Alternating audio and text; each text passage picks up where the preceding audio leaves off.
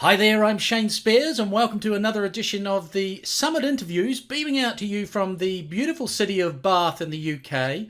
My guest today is Georgette Rowland Osbourne. Georgette, a very warm welcome. Great to have you on our show. Thank you. Thanks for inviting me. For those of you that don't know her, Georgette helps businessmen and women create financial breathing space to concentrate on business building and actually have a life. She creates products, services, and recommends resources to help entrepreneurs hang on to cash and avoid debt. Georgette had a successful corporate career. Her clients included Bank of England, Merrill Lynch, and the Revenue. And she started and lost her first company, but made it all back again while juggling life with a depressed unemployed partner and two small children. She now runs two businesses, is an author, podcast host, and writes for well-known publications. Wow. Georgette, the title of our interview today is Your Money or Your Life, Why Entrepreneurs Are Unhappy People, and we have 5 minutes for the interview. If you're ready, I'll start the clock. Okay. So, why do so many entrepreneurs struggle with finance? It's very simple. This is a really unfinancial person answer because it's not simple. No matter what people try to tell you, it is complicated to get your head around figures. If you're in a business, if you're budgeting for your personal life, that's just time consuming. But in a business, it is more difficult. And it's kind of boring when you're an entrepreneur because you're more interested in getting other things done. Your brain's always looking at the next deal, the reason things aren't going well, the reason things should be going well.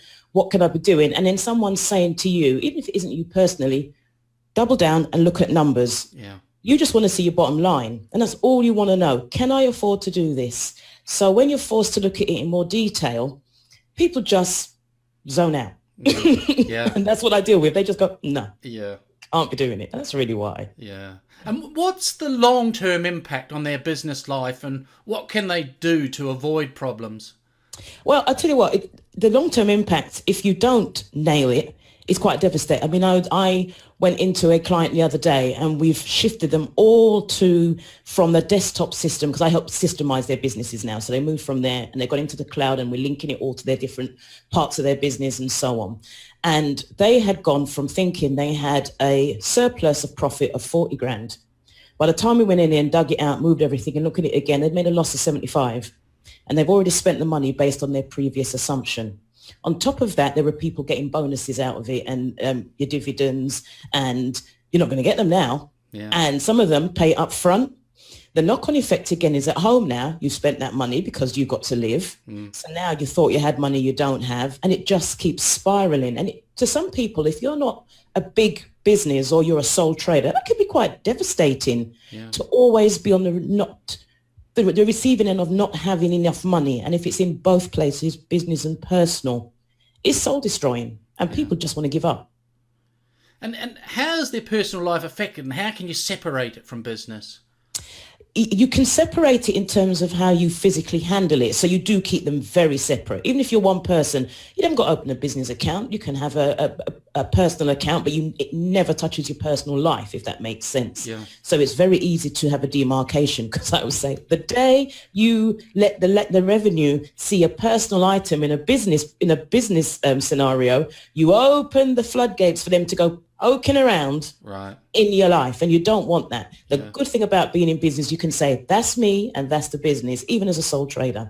So one, don't do it. Secondly, a person who is comfortable and secure with their finances in their business, or in their life I should say, makes better business decisions. The minute you are worried about how am I going to pay the bill, can we eat this month, you go into business in a desperate headspace. So you then take on customers you wouldn't normally take on. You do deals you wouldn't normally do. You stop spending in areas where you should keep spending because it's how you trade. And it just goes on and on and on. And it normally takes an outsider. I've lost track of how many times I say to people, pay yourself something. Yeah. Even if you can't afford it or you think you can't, take something, because psychologically it just shifts you from desperate to dealing. Even if you haven't nailed or figured it out yet, it's a very difficult place to be. You must take care of your home and take care of yourself to be able to be effective in your business. Okay. And Georgette, we've got just over a minute to go, but I'm curious, where do you start with clients? Is there a process that you take them through? Yeah, I'll do it quickly. It's a 5-step process. I call it history, mystery, legacy, mastery, victory. Wow. History basically says what you've done, and that's the boring bit, the figures, the bookkeeping, getting it together and getting a set of data we can work with. Mystery says, what does it all mean? What have I been doing that I should have been?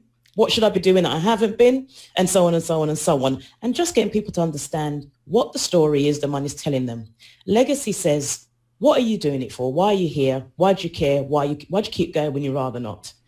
Mastery is right. Now we know all of that. Let's put a plan in action to get you to the place you want to be. I want to work less. I want to get more staff. I need more money. I want to take dividends.